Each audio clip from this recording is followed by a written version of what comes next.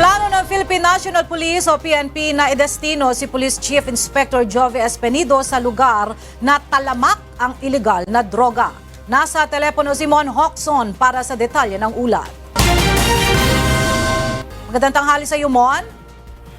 Magandang tanghali, Ella. Marami ngayon ang nagre-request kay PNP Chief Ronald Bato de la Rosa na idestino sa kanilang lugar si Ozamis City Police Chief Inspector Jovi Espinido.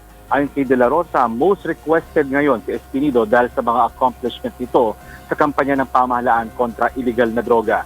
Kabilang din dito ang magandang trabaho umano ni Espinido upang masugpo ang illegal na droga sa Albuera, Leyte at sa Ozamis City sa Mindanao. Nang tanongin ng hepe ng pambansang pulisya kung saan susunod na ilalagay si Espinido, pabiro nitong sinabi na pag-aaralan muna nila ang umano'y next target. Sinabi ito ni De La Rosa kaugnay sa bagong listahan ng mga narco-politician na ipinakita ni Pangulong Duterte kamakailan. Samantala, naghahanda naman ang PNP sa balitang retaliation ng mga Parohinog supporters. Nakatanggap ng ulat ang PNP na mayroon daw mga bangka na mula pa sa Lanao na pumunta ng Ozamis City.